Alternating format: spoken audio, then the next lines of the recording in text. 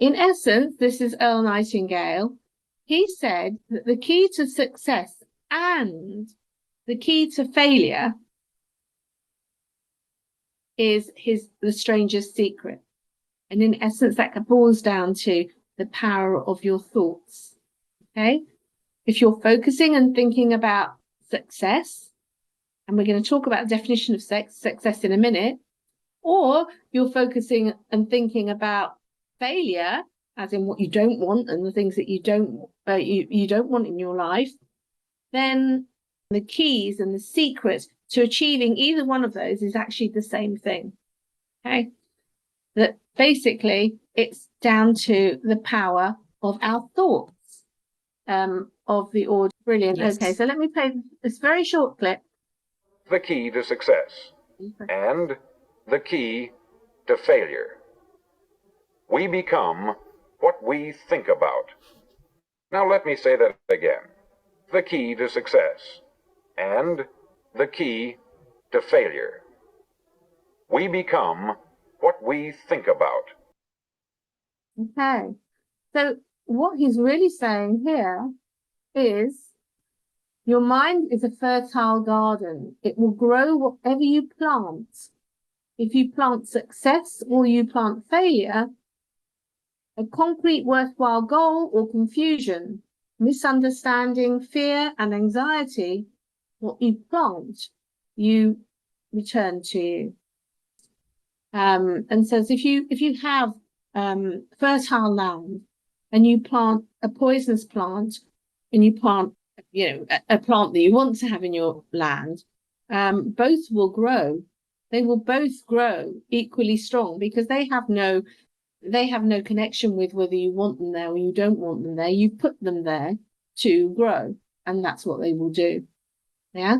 He's therefore saying when you think about something, if you're thinking positively or you're thinking negatively, that is what you're putting into your life, and you will achieve that. So I would actually like us to have a little chat around that. And seeing as that there's not too many of us here right now. Oh, hang on, how many more? Is there more people have just turned up? Maybe we'll put you into two groups. If we put you into a couple of groups, explore the thought of we become what we think about. I'd like us to discuss that, because the more we discuss it, the lessons and the understanding and different people's perspective actually will help us embed that learning. We become what we think about. Okay. What does that actually mean? What does it mean to you? And do you believe it? Don't you believe it? Do you think there are criteria there or not? Let's explore that about thoughts and emotions and how they're interconnected. And which is really interesting, because obviously they are, in my belief, that thoughts trigger yes, emotion. Yes. And therefore we can manage our emotions. People maybe don't think so, but there's to be a split second where there is an element of what is triggering that choice. Yeah, excellent. Yeah. And in actual fact, we talk a little bit about that in a session that we held last week, was it? No, talking about communication cues. Yes, because communication cues. Yeah, we talk about thoughts, linking to your feelings and linking to your actions, and where those thoughts come from and how we can manage our thinking process a little bit. So you might want to go back, if you have a look at our YouTube channel and have a look at that. That might be quite interesting for you. Okay, what came out of your group, Maya? We actually got sidetracked into talking about the law of attraction and also how depression affects things and trying to break out of that cycle. That's, yeah. Okay. And I was saying, sometimes pills help. They definitely helped me. We were talking about positive thought, negative thoughts, how they get in the way sometimes. but also, I mean, Sandeep talked about in business, you know, you have your ups and your downs, and some people have a lot of challenges, and despite those, they still kind of ride through them and come out the other side going. Right. We also had that question about how do you break out of that negative spiral when you're in it? So, you know, we talked about yoga, doing exercise, whatever, like whatever snaps you out. Yeah, I mean, from my experience and the training that I've done in NLP, when we're in it, obviously it's our thoughts that are directing things, and our thoughts. It might be useful to go back to that training actually for people to have a look at that training, because our thoughts are linked to. There was actually a quote that I went through, which was by Bob Gass, I think, and he said that everything starts and ends in effect with our senses. So what we see and what we hear is how we interact with the world. That's what the information we take in from the world is from our visual and our auditory and our kinesthetic senses. But also, what happens on the inside of our mind is actually our senses are used for us to process information and store information in our brain. So we store information in a kinesthetic way, in a visual way, and in an auditory way. And some people have a predominance in one of those modalities over the other, but we have in all of them. When you're connecting with your feelings, you're really thinking on a kinesthetic manner. So you're thinking with your feelings, and that is when you're thinking. When you're thinking, your eyes are internally looking in different parts of your brain to access that information.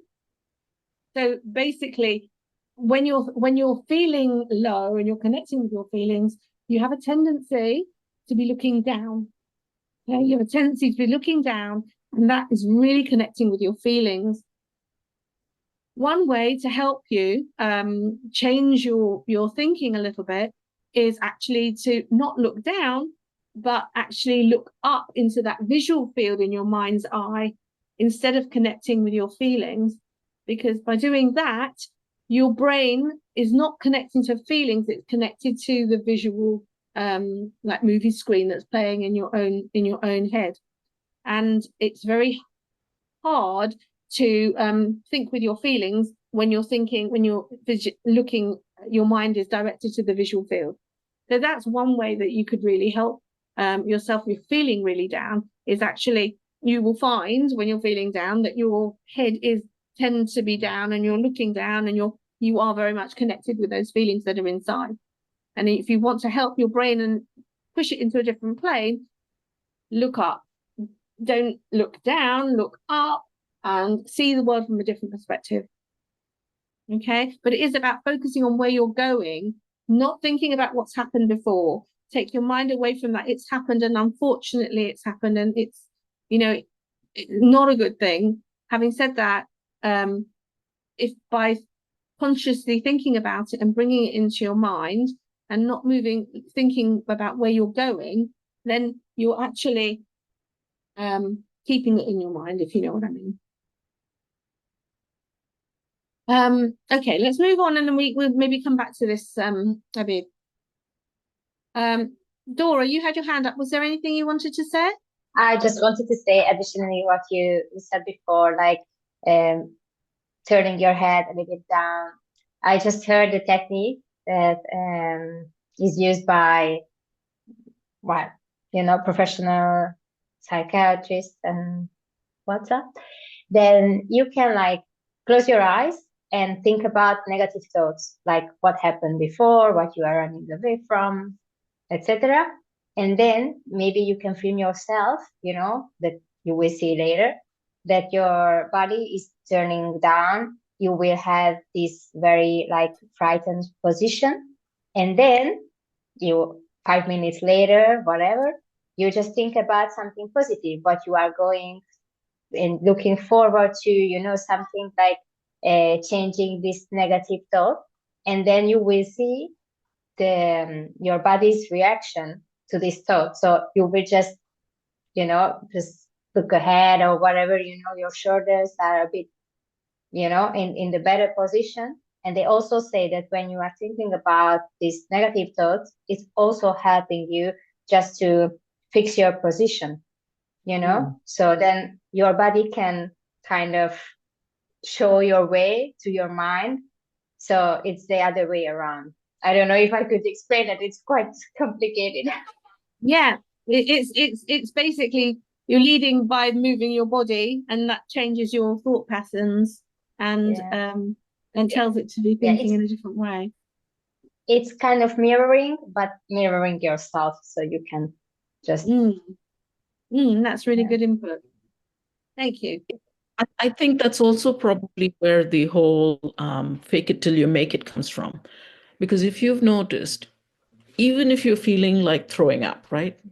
You've got this gagging coming up, it's about to come up. Try smiling.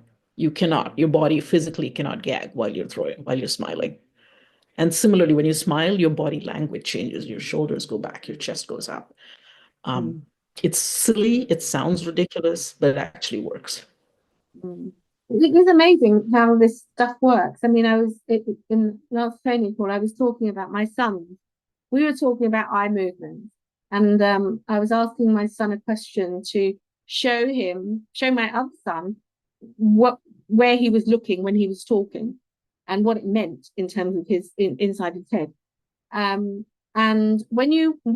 if you ask somebody a question, which is a visual question, so if I said to you, what did you have for dinner yesterday? Or what color is your front door? You have to think about that. And to think about that, your eyes will move into a visual field, and they'll move to the area that you're thinking about.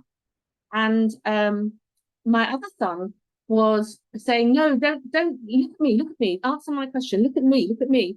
And as my son was he was trying to answer the question, but he couldn't, because he was been asked to look in a certain direction, look at the person he was talking to, and he wasn't allowed in some ways to look where he needed to look to access that visual field.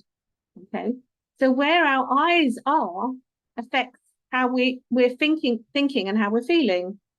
So when you look down, you are connecting with your feelings, and that when you're looking up, there's a disconnect with your feelings, and that helps. And exactly as Dora was saying, you literally just lift your shoulders up. Maya says smile. Those little movements affect the brain and affects what you're thinking about and how you're thinking.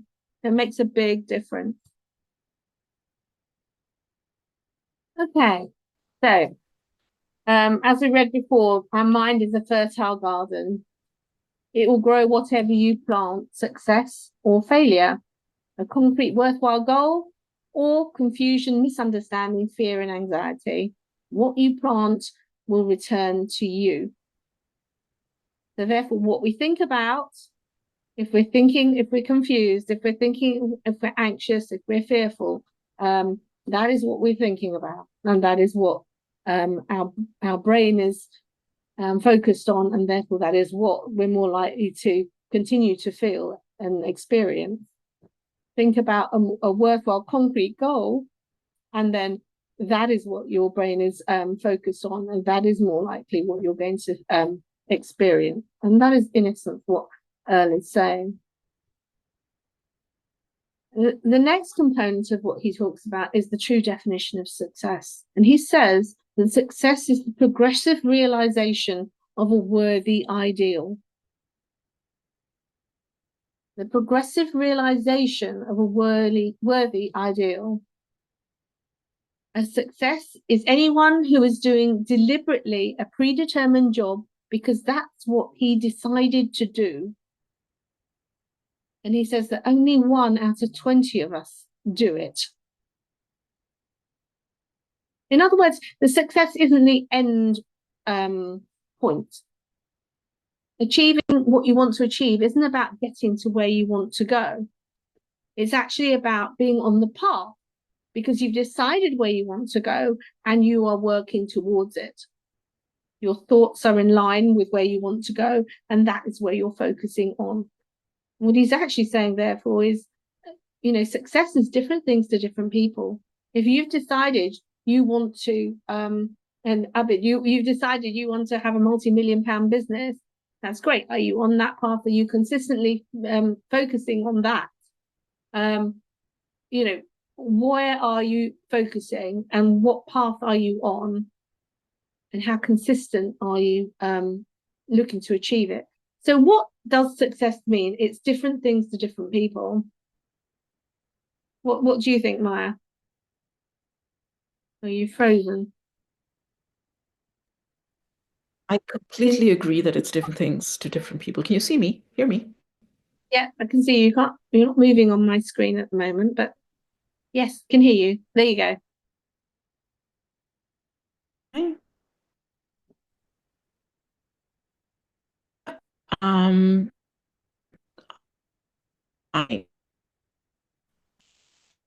I mean, always to me has never been. You're coming across It's quite been broken to me. Is happiness. anyone else? But that again, chase. You got to choose to be happy. You can't, nobody else can make you happy.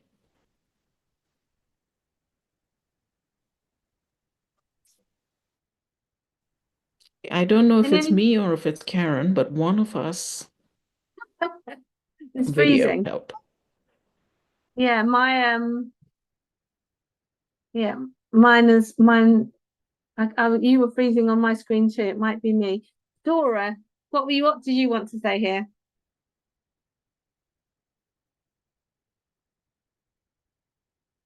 You're still on mute. Hang on a second. Can you unmute yourself? Hang on a minute. You should be able to unmute yourself. Ah, no, yeah, So, I can. Before that, it was impossible. Okay. No, I think it's Maya. She lost contact.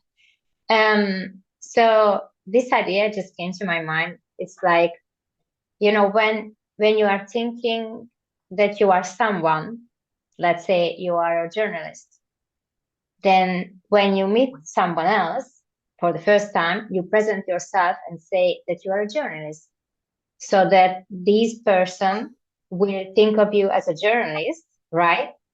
So this is what you became. It's kind of very simple, but this is how also you can become the thing that you were thinking of. I mean, right now I am in a career change, right? And before that, I was saying, okay, I'm between jobs. But since like last year, I started to present myself as the designer. And now that I am becoming a designer, because this is what I am telling to people. And they started to believe in it, so eventually I will be a designer. Excellent. Well done. But if I say that I am a loser, I will become a loser, because, and also this is like a reflection, to people. This is how you learn as a child who you are, or what your emotions are when you are sad, but you don't know what sad is, but you are crying. Your parents are saying, okay, I'm so sorry that you are sad. Come here and let me give you a hug. So this is why you know that you were sad. So this is sadness. This is, I think, the same idea, but in present terms. Yeah, that's an interesting concept, because a lot of people think they're scared of some things, but sometimes they get fear and excitement confused, because that feeling is quite similar. So it's all about how we decide that we want to think that feeling is, really, in some ways.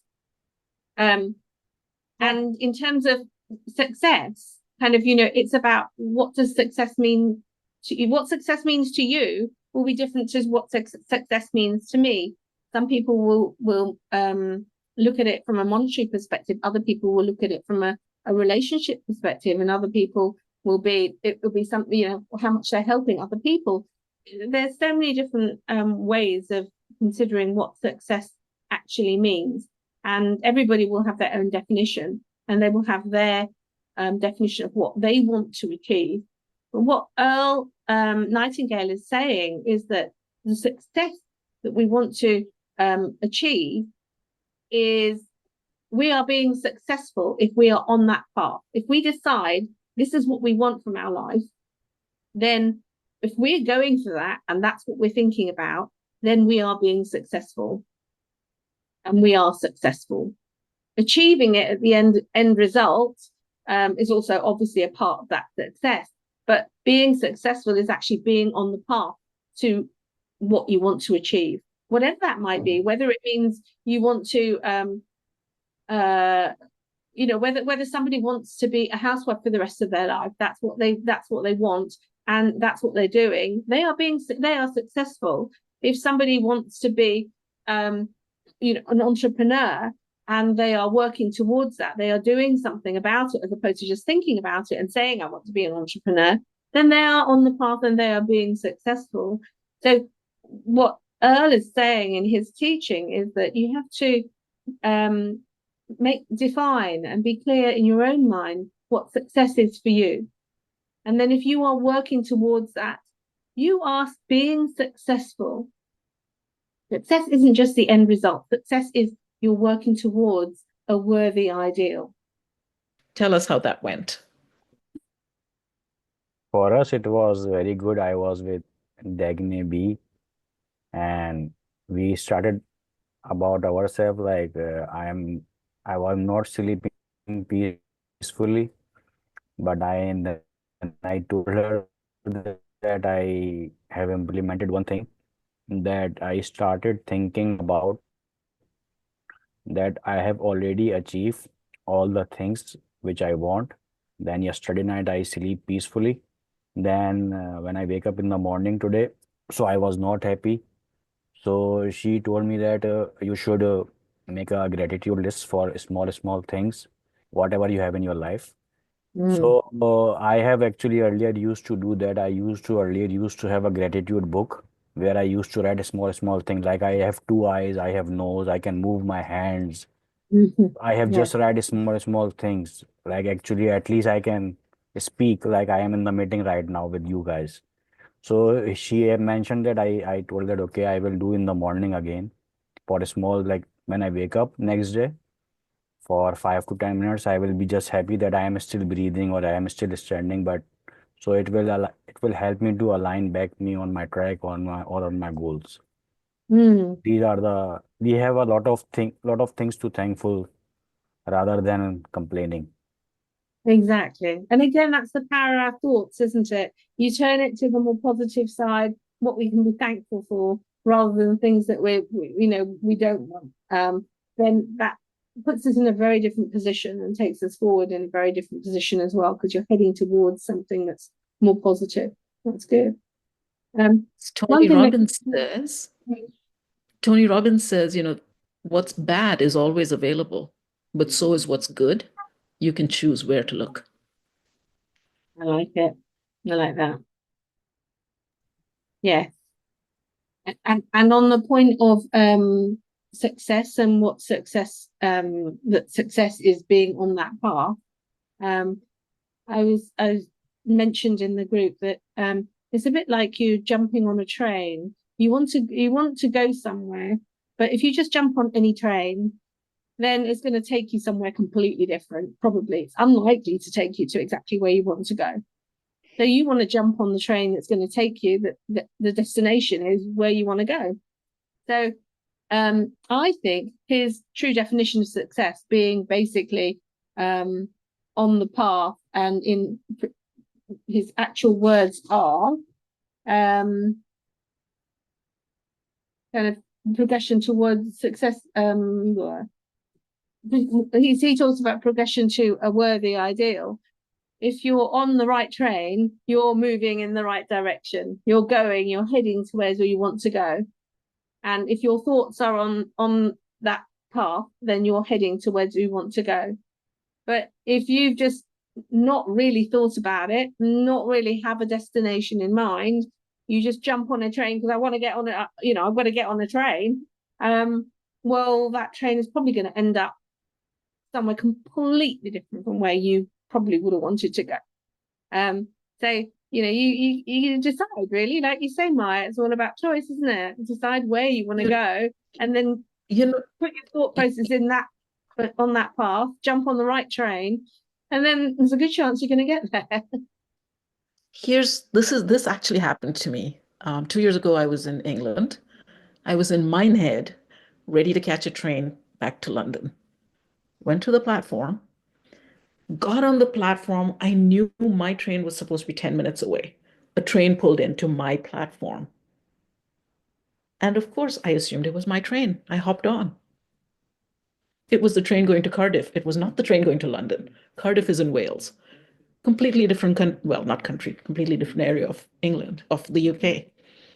So then I had to stay on that train because it took off right away because the other train was coming, the one for London. So I had to stay on that train, detour, come back, get a second train, and then get to London an hour late. So yeah. If you don't check before you jump on the train, you're going to go somewhere completely different. That's right. And that takes us really nicely into the final component that we have here in this book, The Strangest Secret. Now, let me just share this with you. Okay, so we've talked about success is anyone who is doing deliberately a predetermined job. Predetermined, so something you've decided you want to do, and you're doing it because that's what you've decided to do. You're doing what you want to do because you've decided that's what you want to do. You're successful. You're being successful, because most people in life, they kind of go with the wind, and they go wherever it takes them. They're not focused on what they've decided they want to do. Right. People with goals succeed because they know where they're going. And have you ever noticed that a man who becomes successful tends to continue to become successful? And on the other hand, have you noticed how a man who is a failure tends to continue to fail? It's because of goals. Some of us have them, some don't. Were you able to hear that? Say that one more time. People with goals succeed because they know where they're going. And have you ever noticed that a man who becomes successful tends to continue to become successful? And on the other hand, have you noticed how a man who is a failure tends to continue to fail? It's because of goals. Some of us have them, some don't. Interesting. Now, we all know, at the beginning of the year, we set a New Year's resolution. We put a goal in place for the year, but we don't always stick to them. And, we've talked about the law of attraction, come up a few times. And the law of attraction is all about being really, really, really staying focused on what it is you want to achieve, not wavering in any way, just trusting, believing, and knowing that actually it is a scientific law. It will happen. And not thinking about how it's going to happen, but actually just believe that it's going to happen as long as you're focused. Believe it. Don't muddy your thought processes with the fact that actually it's not going to happen. Maybe it's not going to happen. What if? So in essence, Earl is basically saying that if we have that clear destination in mind, we have a goal. Focus on that goal. Train our thoughts to be positive towards that goal. Consistently take progressive action towards that goal. Then you will achieve it. He basically says here, the moment you decide on a goal to work towards, you are immediately a successful person. You are then in that rare and successful category of people who know where they're going. Out of every 100 people, you belong to the top 5. If you listen to, and I do encourage you all to go and, there was a link in the meetup request. We'll give you the link again. But just watch it on YouTube. Listen to it regularly every day. I kind of, sometimes I'm busy doing something, I'll have that playing in the background because it's so powerful. His words are so powerful. He basically said that there, out of every 100 guys and gals at the age of 25, they have all great hopes and dreams about what they want to achieve and how they want to achieve it in their life. But by the time they're 65, only 5 of them would be considered to be have achieved what they wanted to achieve. And the reason for that is that the other 95% didn't actually set themselves specific goals, didn't work towards a specific goal, weren't focused, they weren't training their thoughts, they were just went with the wind. And I think he's basically saying it's so important to stay focused. Yes, we'll send you the presentation and a replay as well, Abid, not a problem. Okay, we're very conscious that I'm running a little bit over time here.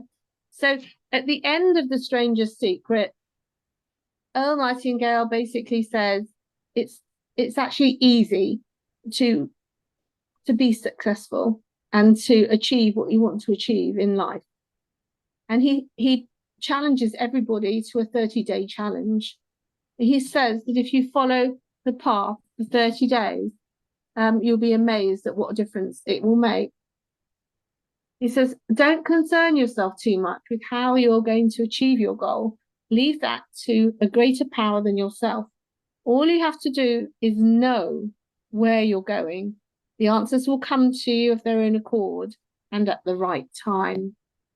And it's really about staying positive, having no doubt.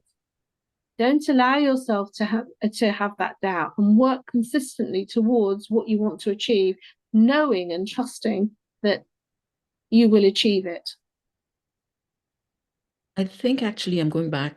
Okay, let me preface this by saying I'm an atheist. So this whole thing of higher power, external power doesn't work for me.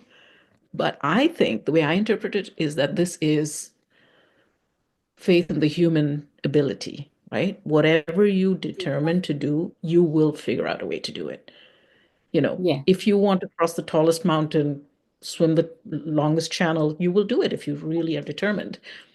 If you look at a kid just learning to walk, right? All this time he's been lying on his belly, he hasn't been able to even stand up, and he's determined to walk. Nobody's telling him no. He's going to do it. He'll fall, he'll cry a little bit, he'll get up and walk again. And before you know it, he's walking. And you know what? That lasts for maybe a day. And after that, he's off running. He'll never walk again as long as he's a kid. He's going to be running all the time. And you're going to be chasing. That's And it. that's That's success. exactly it. That's right. They don't think they're not gonna stand up, they're not gonna walk. Exactly. They just do it. And they see somebody else doing it and they know they can. So they just keep trying, keep going for it. And then they can. They don't stop. They don't doubt it. They just know. So 30-day challenge. Set a goal. Control your thoughts. Think very much positively and towards that goal. Take action on a daily basis and stay positive. And persist this for 30 days. That is his challenge. So it doesn't have to be a big goal. It can be a small goal. It can be a simple goal. But also setting a goal, even a tiny one, gives you positive reinforcement if you do it every day, right? Yeah. For Abid, you said you're going to write that gratitude journal every day. Fine. If you do just 5 minutes every morning on it, you have succeeded in one thing before you tackle your day. That's success. That's brilliant. Exactly. And that knowledge that you have done what you said you were going to do, and you're on the path to where you want to go, actually gives you confidence to it in your whole life, in everything that you do. Yeah. So I'm conscious of time. What we wanted to know was, we were thinking it would be a really good idea to follow that 30-day challenge, and we're kind of wondering if anybody wanted to do it with us.